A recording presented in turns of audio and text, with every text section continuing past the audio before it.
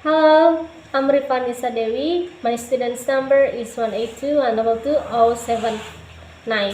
Here, I would like to share how to teach grammar to students using grammar translation method.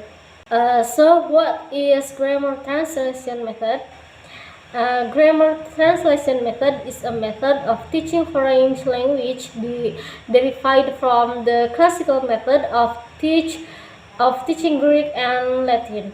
In grammar translation method classes, students learn grammatical rules and then apply those rules by translating sentence between the target language and the native language. Advanced students may be required to translate whole text word for word. The method has two main goals: to enable students to read and translate literature written in the target language, and further students' general intellectual development. And the characteristic of grammar translation method: the first classes are taught in the mother tongue, and the next much vocabulary is taught in the form of list of isolated words, and the next little or no attention is given to pronunciation, and the next reading of difficult text is begun early, and the last long elaborate explanation of the intricacies of grammar are given. Nah, baik, di sini saya akan memberikan contoh mengajar grammar kepada murid menggunakan metode grammar translation method. Dan di sini juga sudah ada Zaki selaku siswa kelas 12 SMA yang akan menjadi murid saya untuk memberikan contoh pengajaran grammar menggunakan grammar translation method. Baik, langsung saja. Oke, sekarang kita belajar tentang simple present tense. Udah tahu belum apa itu simple present tense? Belum. Oke. Nah, ini adalah salah satu penggunaan dalam grammar. Jadi simple present tense itu adalah pola kalimat yang digunakan untuk menceritakan sebuah kejadian yang terjadi pada saat ini dalam bentuk sederhana. Fungsi dari simple present tense adalah untuk menyatakan fakta, kebiasaan atau kejadian yang terjadi pada saat ini. Simple present tense sendiri menggunakan bentuk pertama dari verb atau dari kata kerja. Seperti itu. Ya. Nah, selanjutnya ada fungsi dari simple present tense. Ada 4 fungsi dari simple present tense ini. Yang pertama, untuk menceritakan suatu aktivitas yang dilakukan secara berulang-ulang. Misalkan kamu berangkat ke sekolah jam 7 setiap pagi, kan itu terjadinya berulang-ulang, kan? Nah, atau sebuah kebiasaan, kan kamu berangkat ke sekolah diulang-ulang, itu juga merupakan kebiasaan. Nah, contohnya, I always go to school every 7 o'clock. Nah, artinya saya selalu pergi ke sekolah. Saya selalu pergi ke sekolah setiap jam 7 pagi. Di sini saya menggunakan laptop karena supaya memudahkan untuk murid memahami materi, karena kebetulan saya tidak ada papan tulis gitu.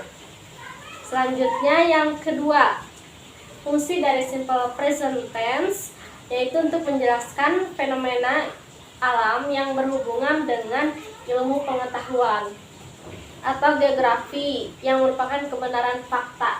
Jadi simple present tense ini untuk sebuah fakta, begitu. Nah, contohnya the sun's rise in the east. In the east.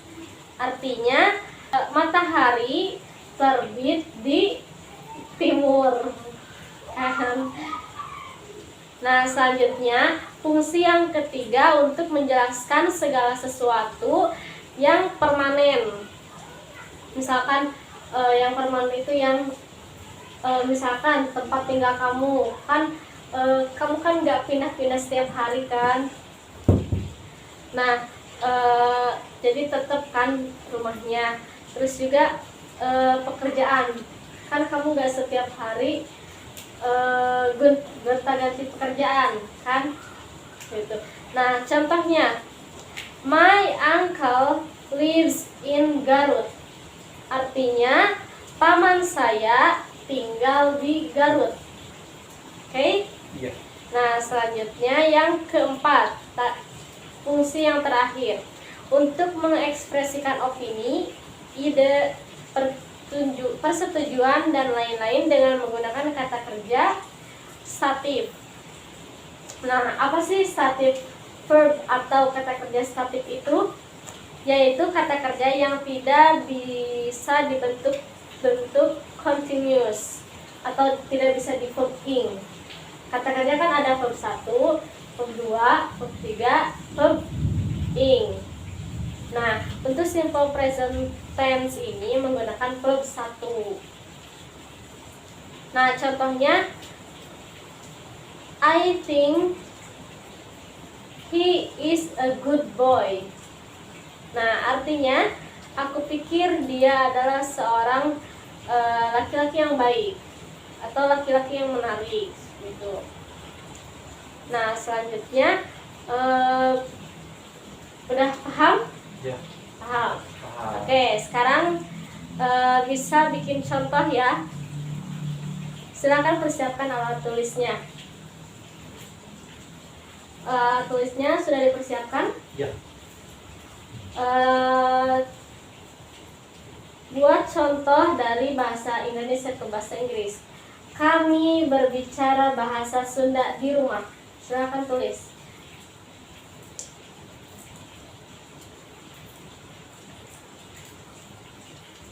Sudah. Bapak selanjutnya yang kedua, Bapak Jokowi adalah presiden ke-7 Indonesia.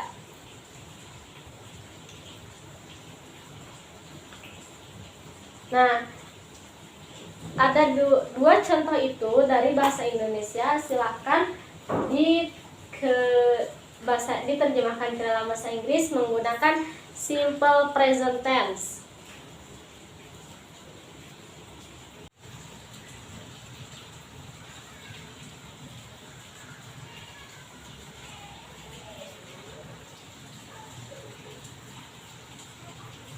Nah, itu dia contoh mengajar grammar dengan menggunakan metode grammar translation method. Jadi yang pertama-tama kita menjelaskan tentang apa yang akan kita pelajari terlebih dahulu kepada murid. Selanjutnya kita bertanya kepada murid apakah mereka sudah paham atau belum. Dan selanjutnya kita memberikan contoh atau memberikan contoh soal berupa latihan siswa. Misalkan dari kalimat bahasa Indonesia diterjemahkan oleh siswa ke dalam bahasa Inggris dengan menggunakan simple present tense. Nah, itu dia contoh mengajar grammar menggunakan metode grammar translation method yang saya praktekkan. Semoga bisa dipahami dengan mudah. Terima kasih dan mohon maaf apabila ada kesalahan. Terima kasih. Wassalamualaikum warahmatullahi wabarakatuh.